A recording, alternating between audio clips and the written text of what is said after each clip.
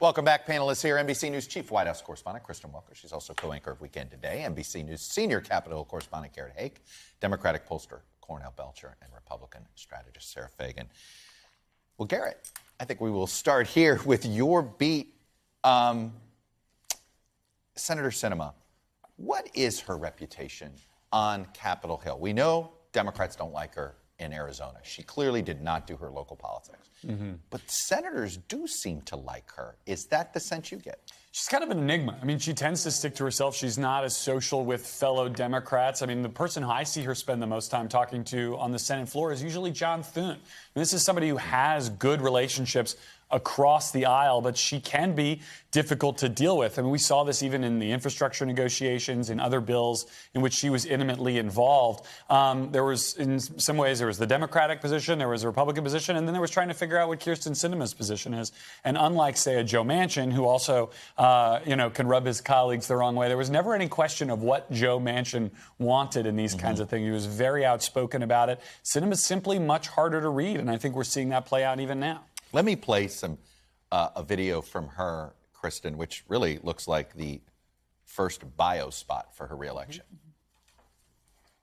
Registering as an independent and showing up to work with the title of independent is a reflection of who I've always been.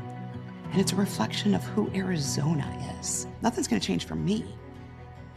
And I don't think anything's going to change for Arizona. Does anything change with President Biden's relationship with Kyrsten Sinema? Well, the White House would like to say no. And I think it's notable that you played that video. It's almost like she's daring Democrats in the White House to run a progressive against her. White House officials say we haven't even had a conversation about that. The president has a good working relationship with Senator Sinema. They're trying to downplay this and point to her voting record. She's voted with President Biden the vast majority of the time. But I've really pressed them. What gives you that confidence that nothing's going to change from a policy perspective?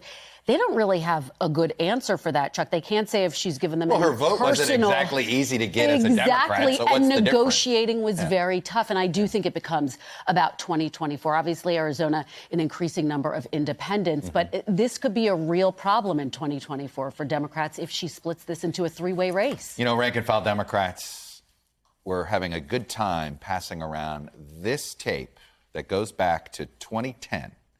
It's a younger Kyrsten Sinema. Take a listen. Well, in the Senate, we no longer have 60 votes. Some would argue that we never had 60 because one of those was Joseph Lieberman. But that's whatever. So there's none of this pressure, this false pressure to get to 60.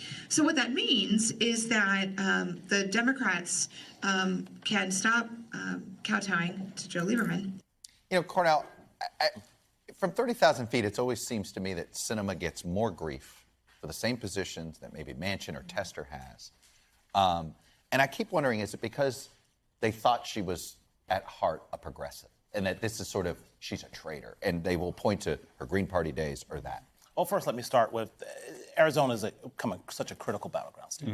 And let's also notice that the president was out there this week, right? The president was out there this week talking about Gave Ruben Gallego a ride on Air Force One, by the way. Talking about the CHIPS Act, which is helping bring tech and manufacturing jobs back to Arizona. So tens of thousands of jobs to Arizona.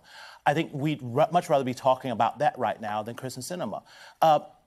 Voters, as you know, Chuck, will forgive a lot of things, but hypocrisy, as that's been shown right there, that is tough for them to get overlooked. Now, Tester said, from a functioning standpoint, nothing changes. And as you pointed out, I mean, she does vote with Democrats 93% of the time. I don't see this fundamentally changing any of what Chuck Schumer does in the Senate, any different than he was before she switched. So let's talk 2024. You know, Arizona, there's a good pattern that you can see here, which is the party that is divided loses races. Okay? Democrats, Sinema, Kelly, and arguably even Hobbs didn't have a serious primary challenge. They did, and they won. When the Republicans with the tougher primary challenges, you know, and we've seen it in reverse. Jenna Napolitano was a two-term governor because no Democrat challenged her in a primary. What's going to happen? Well, look, I think this move was the politically shrewd move on her part. It was really the only move she had if she wanted to get through a Democratic primary, in my view. And the Democratic Party attacking her as being a shill for corporations when she votes with her president over 90% of the time. I mean, that tells you everything you need to know about today's Democratic Party. I think in terms of what happens in 24, it probably depends more on the Republican primary and who is the nominee for the Carrie Republicans. Lake is sitting there. Huh? What's that like? Sure. If Carrie Lake is sitting there, it looks much easier for Kyrsten Sinema. If it's Doug Ducey, if it's Karen Robeson, all of a sudden Democrats are doing everything they can to keep that progressive out of the race.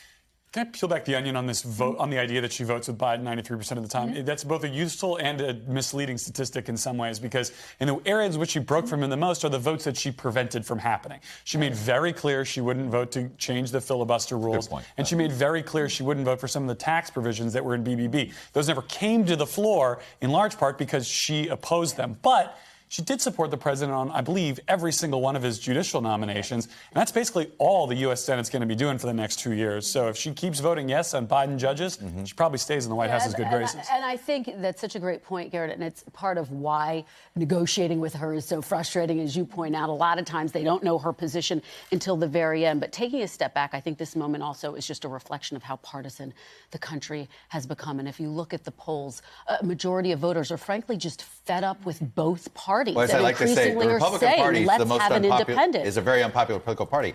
The Democrats are the second most unpopular political party. Exactly. Right? These are not popular institutions. Exactly. Right? And the question is there going to be more momentum for the center and for people to come back to the center? And this is really, I think, highlights that. Cornell, she wants to fashion herself as a McCain Republican.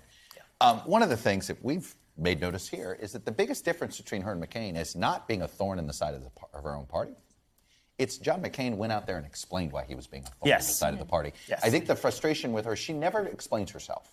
And so she becomes a two-dimensional figure, easier to caricature, where John McCain, because he was out there all the time, he was harder to caricature. Look, you just had a Democrat win that seat, Senate seat by, 5 points? That's pretty darn good in a state that has traditionally been red, and running on, quite frankly, a lot of things that she already voted for, right? But it is retail politics 101. If I had one really sort of major criticism, aside from what the left is doing, coming at her for, retail politics, Chuck. You got to do your retail politics. It's pretty clear she didn't do the little stuff at home. She has not been doing the basic retail politics. Manchin, Tester, they don't allow that stuff to fester. She did. She almost enjoyed the festival. Listen, but look how Tester, that interview with Tester explaining why he's a Democrat and why he's taking a stance. Right. You don't have to, people don't want you to be with them 100% of the time, but they want to understand you. I think it's a good point. However, I would say any break with the orthodoxy of the Democratic Party, which is increasingly progressive, means that you are cut out. And, she is really an example of that. She challenged her party, and as a result of it, she was going to be primaried. Is this going to get contagious if she's successful, Garrett? How many other senators would secretly wish they could actually go outside the party structure? I don't think so. I mean, I still think, given how partisan the country has become, to Kristen's point, the party's going to do you more favors than not, the way, and especially in a 50-50 Senate. I mean, I think to the degree over the next 2 years, whether we have functionally a 40 or 51-49 Senate or a 50-49-1, will show us. I mean, the idea of being a team player. If she operates like Bernie Sanders or Angus King, it's a wash. But if she really tries to hold herself apart in the way that Evan McMullin, for example, held himself out to do if he had won in Utah, we're looking at a very different picture. Yeah. That's why I thought John Tester's answer to you was so interesting when you asked him, are you comfortable being a Democrat in Montana? And clearly he is. He talked about FDR and the importance of continuing that. And so I think that it is a very risky strategy, Chuck. It's not clear a lot of people will be especially when she her. acts like a hermit and does that. That's the issue. Well, really quickly, look. No, there's not going to be this movement because you know how much a Senate race costs? All right, no, there's not going to be an independent movement. You need the party structures. That is probably extraordinary. Thanks for watching our YouTube channel. Follow today's top stories and breaking news by downloading the NBC News app.